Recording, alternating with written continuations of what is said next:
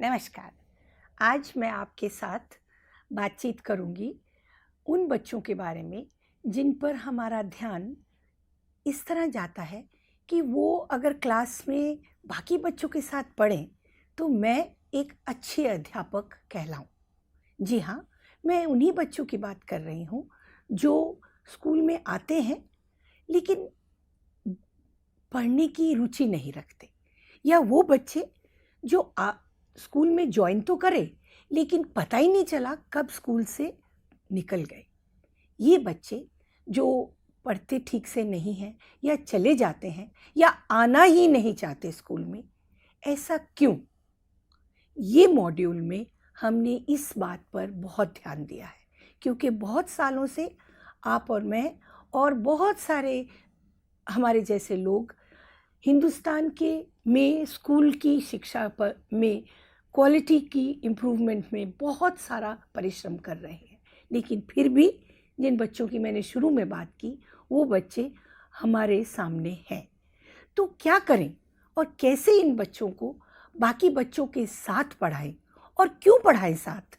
ये जो सवाल हैं ये मॉड्यूल 1 में आप अगर इन ध्यान से मॉड्यूल 1 की ऑनलाइन निष्ठा मॉड्यूल में इसको पढ़ेंगे ध्यान से, तो आपको ये जो बहुत गंभीर प्रश्न मैंने आपके सामने रखे इनका उत्तर आपको मिलेगा। टीचर्स पूछती हैं हमें, क्या हमें इन बच्चों को बाकी बच्चों के साथ पढ़ाना चाहिए? मेरा और आपका तात्पर्य उन बच्चों के साथ है, फॉर एग्जाम्पल जिस बच्चे को जन्म से ही कुछ दिखता नहीं, क्या उसे बाकी बच्चों के साथ पढ़ना चाहिए? या वो बच्चा जो बाकी बच्चों की तरह दौड़ नहीं सकता, क्या कोई भी कारण रहा हो सकता है जन्म के बाद 2 साल का था, कोई एक्सीडेंट हो गया हो, आदि आदि, क्या इन 2 बच्चों को बाकी बच्चों के साथ पढ़ना चाहिए? क्या इनको जो इनके लिए स्पेशल स्कूल्स हैं उनमें जाकर अपने जैसे बच्चों के साथ मिलकर पढ़ना चाहिए? ये एक प्रश्न बहुत टीचर्स पूछती हैं। वे कहती हैं कि हमें ट्रेनिंग तो नहीं मिली एक दृष्टिहीन बच्चे को पढ़ाने के लिए, एक दिव्यांगजन को पढ़ाने के लिए, तो आप क्यों कहते हैं कि इन बच्चों को बाकी बच्चों के साथ एक ही क्लास में जोड़ के पढ़ाया जाए? पहले तो इसी सवाल का उत्तर हम ढूंढते हैं और ये आपको इस मॉड्यूल में मिलेगा। थोड़ा सा इस वीडियो क्लिपिंग में मैं आपको इसका इशारा करती हूँ, क्या उत्तर है इसका। थोड़ी वक्त के लिए सोचिए, एक दृष्टिहीन बच्चा ये दिव्यांगजन स्कूल में आया, अपने ही जैसे बच्चों के साथ पढ़ा, बहुत अच्छे से इसने हर चीज़ समझी, ब्रेल लिपि जानी और अपने स्कूल में वाइट केन के साथ चलना सीखा, आदि आदि आदि सब जो भी उसको सिखाया गया उसने सीखा। जब उसकी 12वीं ख़त्म हो गई क्लास, तो जब वो स्कूल से निकला, घर आया, तो उसने देखा कि बाकी बच्चे तो उसको जानते ही नहीं हैं।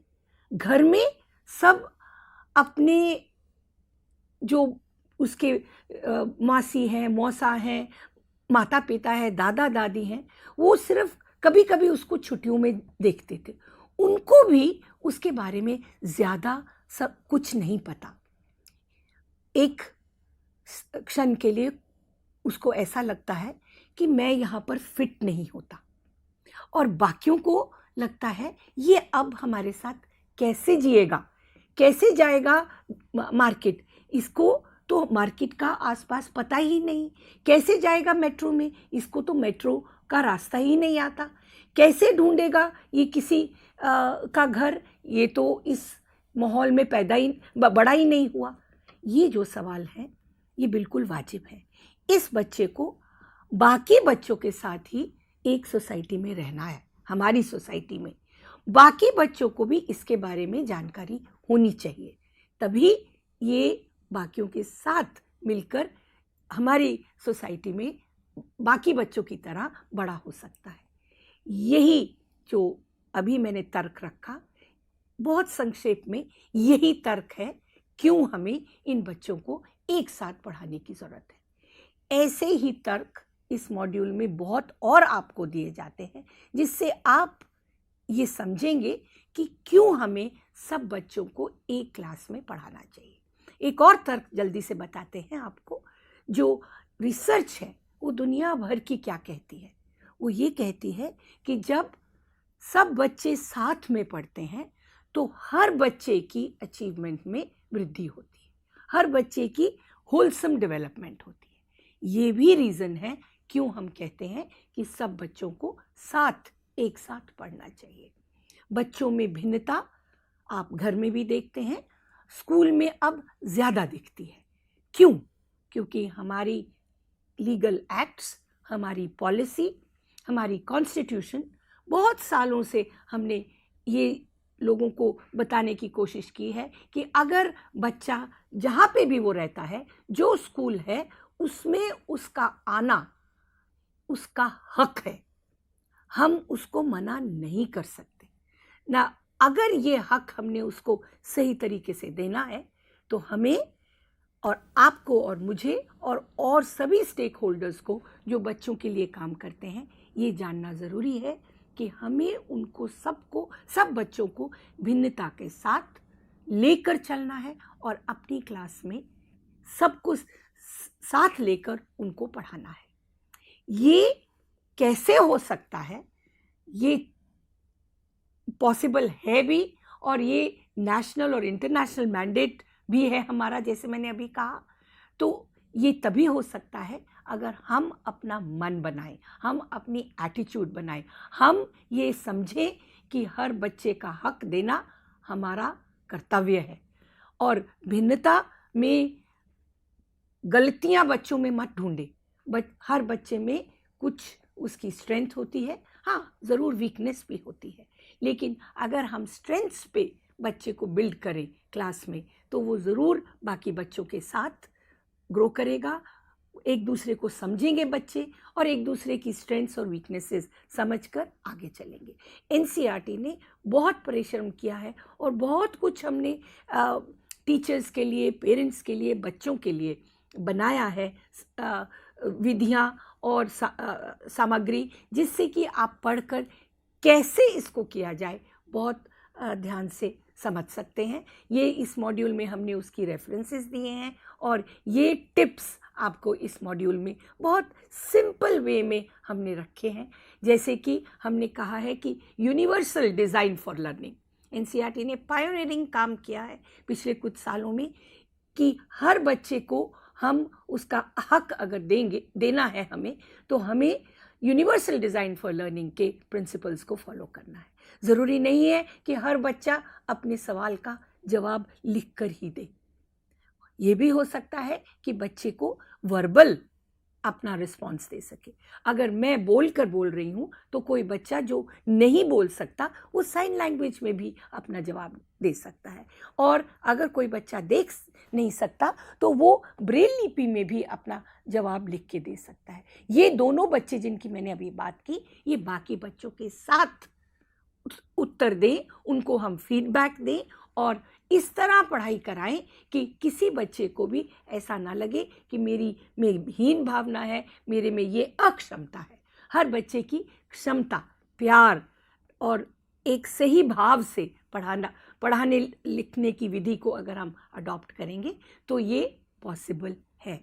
लगता है बहुत बड़ा काम, लेकिन जब हम इसमें जुट जाते हैं तो ये हर स्टेप पे जब हमें पॉजिटिव रीइंफोर्समेंट मिलती है तो बहुत आनंद आता है, बहुत सेटिस्फैक्शन मिलती है। यही हमारा एनसीईआरटी में गोल है कि आप हमसे जो भी आपको प्रश्न है, डाउट्स हैं, वो आप हम पर हमारे पास भेजें और हम मिलकर उसका उत्तर ढूंढें। एक कार्य है जो न्यू एजुकेशन पॉलिसी जो एनपीई है, उसका भी मेन गोल है। तो मिलकर इस गोल को अचीव करते हैं और सब बच्चों की शिक्षा रेगुलर क्लासरूम्स में प्रमोट करने के लिए अपने पूरे जोश से जुटते हैं। इस जोश में हम आपके साथ हैं और हम आपको बहुत प्रोत्साहित करेंगे। और आप जब आपको लगे कि आप अकेले हैं, तो याद रखिए इतना बड़ा ऑर्गेनाइजेशन आपके साथ है और टीचर्स भी आपके साथ हैं, बच्चों के माता पिता आपके साथ हैं, आपकी प्रिंसिपल आपके साथ है। आप कभी भी अकेले नहीं हैं। याद रखिए सबसे ज़्यादा बच्चे और बाकी बच्चे भी आपके साथ हैं, यानी कि आपकी पूरी क्लास आपके साथ है। जब हम बच्चों को प्यार देते हैं तो बहुत ज़्यादा प्यार वापस मिलता है, ये आप एज ए टीचर जानते हैं। तो इंक्लूसिव एजुकेशन को प्रमोट करने के लिए जुट जाइए और ये ही एक बेसिक प्रोसेस ऑफ एजुकेशन है जिससे सब बच्चों की को क्वालिटी एजुकेशन देने में हम कामयाब होंगे। I wish you good luck and look forward कि आप अपने प्रश्न हमें भेजेंगे और अपने डाउट्स जो आते हैं उनको रेज करेंगे, उन पर खुद रिफ्लेक्ट करेंगे और आंसर्स हम मिलजुल कर ढूंढेंगे। धन्यवाद। नमस्कार।